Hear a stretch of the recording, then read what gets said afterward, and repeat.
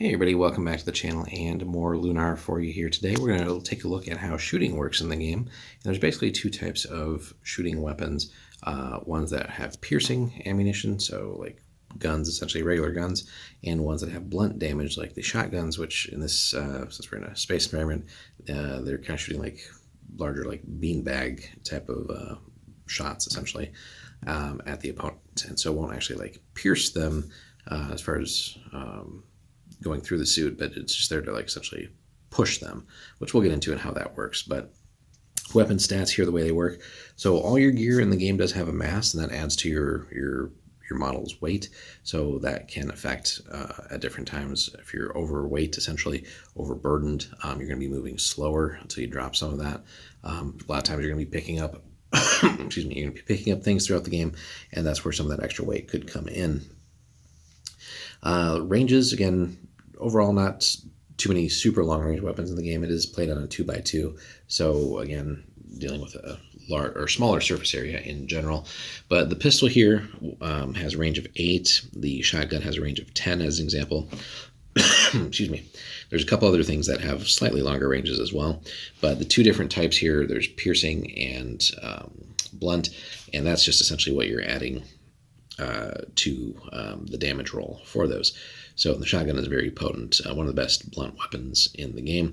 Now these little tracks here on the side, one of the things I love about Lunar and kind of like how it keeps different balance mechanisms in the game. They're all the ranged items actually have a limited amount of ammo, so basically you get 4 shots a piece with these things, and then they're out of ammo. Now some of them can be used in close combat, like the pistol works as a sidearm. When something's out, you can actually sort of like throw the weapon as well, but we'll get into that stuff later. But yeah, it keeps ranged weapons from being OP. A lot of times you're just going to outright miss too, but yeah, just a neat little internal mechanism there. So we've got our NASA models with the correct weapons here, and then we're going to take some pot shots here at our Soviet test dummy just to show you guys how the rolls work in the game for that. So we'll be right back. Alrighty guys, we are back, and we are going to show you guys how some shooting works here with a couple of test shots. So first up, we're going to take our NASA Combat Specialist with the Markham S11, which is piercing. We're going to check for range, so we're going to basically declare a shot. Are we within 8? This is plenty of distance here, so each of those ticks is essentially an inch, so we're well within range. So the way it works is basically everything in Lunar is a d6 plus your modifier, and then you're just looking to make the roll.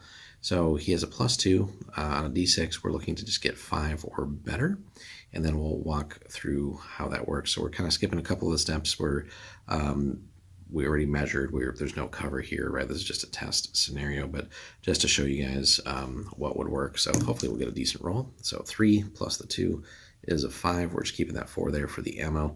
So we have expended an ammo whether we do any damage or not. So that is a hit.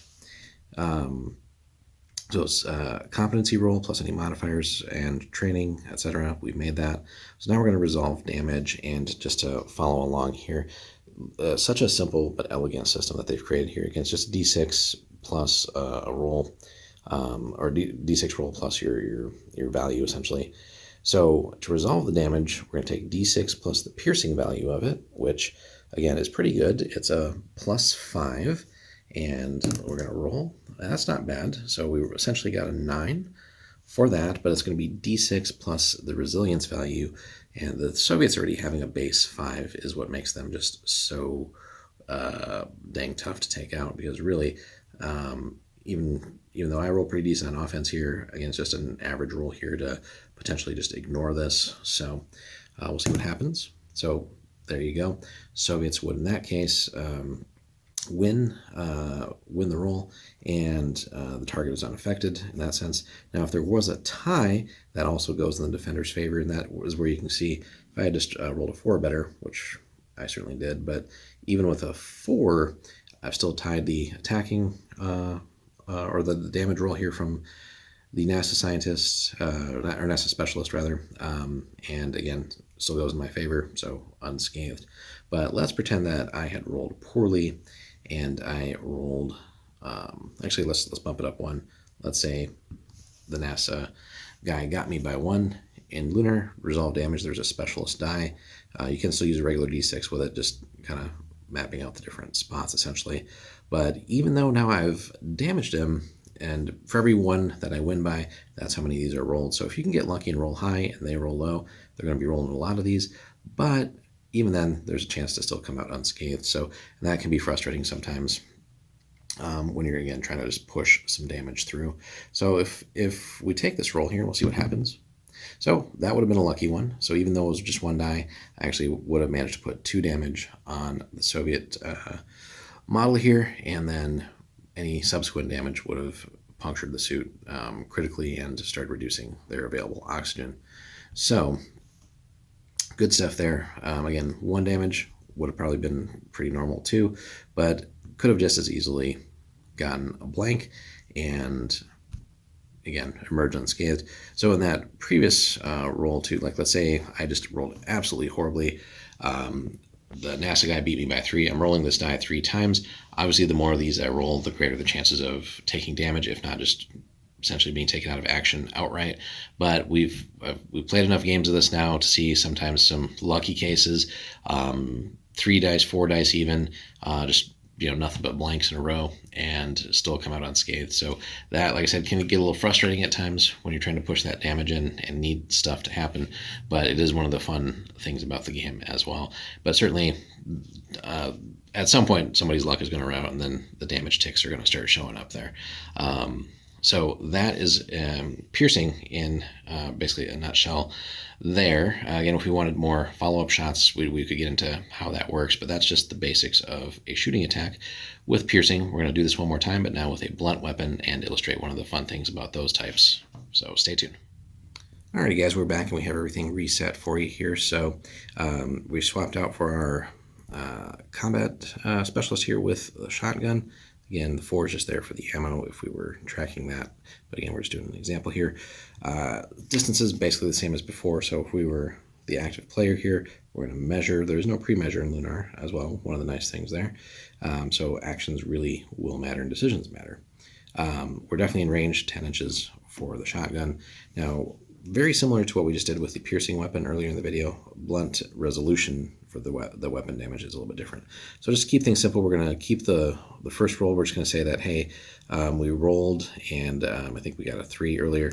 So we're just looking to get a 5 for to hit roll. So 3 plus 2, that is a success. Now we look at resolving damage. And again, very simple flow chart here. So easy. Everything in Lunar is a d6 plus bonuses, and then that's what you need to go for versus the opponent's version of that. So d6 plus the blunt damage. So on the shotgun, it is an 8. So we're going to actually roll that. So let's get that out of the way. So we'll see what happens. Hopefully we can roll well. 3 is not bad. 3 and 8 is 11. Soviets could still actually get out of this with nothing there. So it's taking d6 plus my current mass. Because we're not trying to be pierced here, it's really how heavy we are. So if you are loaded up with some gear, that makes you a little more resilient to blunt damage. But we're just going to say that this guy is not carrying anything right now, so it's still a massive 5 though. And oops, roll that off screen. 2, so it's only a 7. So in this case, this is a great example of what happens. So 11 minus 7 is 4. So when you are resolving blunt damage, I won the roll by 4. So what this is going to do is this is going to push this model back 4. They're going to get knocked down at the end of that, and then they would be what's considered prone. Now, when you fall prone at any time, it's going to be just one single roll of the die. So we'll see what happened. Oh, got lucky again. This never happens in real games. So it would have been 2 damage there. So a lot of times, though, again, you might get a blank or even just the 1. So the mass weapons here, the shotguns, the blunt ones, they're not there to push out like huge damage typically because it's just the 1 die roll, but it just can be a lot of nice consistent damage over the time. But one of the more important things, because space is so important, pun intended there, the space on the map is so important when you're just playing on a 2x2, and a lot of times the missions really will require you to go to certain points and interact with objectives, and in some cases transport them back to your deployment zone. So being able to push an enemy away from that and have them then waste time getting up and spending more of their precious oxygen resource in a turn getting back to where they were and doing other things can be huge. But one of the other fun things with these blunt weapons is, I think we were right about there, yeah, is if you can get the angles in this game, you might have guessed it, you can knock an opponent's model into another one of their models, or impassable terrain, and then they'll take more damage from that. So if you can line up your shots correctly with blunt weapons, you can have a field day. And instead of having to shoot here and then shoot here, we can just line this up correctly, like, don't shoot here, waste 2 bullets, because you only have 4 for the whole game. But hey, let's line this shot up and then knock him into his buddy, hopefully, if we win the roll correctly. So in this case, what happens is you basically move half the remaining distance. So of the 4, we went 1. There's 3 left. We'll just say that we round up, so 2 more, and then they both actually get knocked down. And then here's the cool thing. So they'll each roll one of the hazard dice for falling prone, and then an additional 1 for each unit because they essentially knocked into each other. So basically 2 per. So we take the first guy and we'll see if we keep rolling hot on camera. Might just have to film all future games so we can actually roll decent. So the first guy, well, he only took 2, still half his health. So he lucked out there. He didn't get killed outright, but his buddy also took 2. So could have been worse, but maybe so they could have still both rolled double blanks, gotten super lucky on that, which again is frustrating when you line everything up correctly, get all the dice to work, and then they just emerge unscathed. But certainly adds tension to the game, especially with limited ammo. But yeah, in this case, they both would have taken some damage. Great if they've already accumulated some damage earlier in the game. Maybe that would have pushed them from clean into critical, and then they'll have fewer oxygen on their own activations. Maybe they were already at 2 damage, and that just knocked one of the guys or both out of action. Super efficient there. But similar concept with impassable terrain. Obviously, the terrain's not going to move with them, but you just knock them in a terrain. Now, you can't, unfortunately, knock them off the edge of a board, although as funny as it would be to yeet someone into space. Now, if you want to just do that as like a house rule for fun, have at it.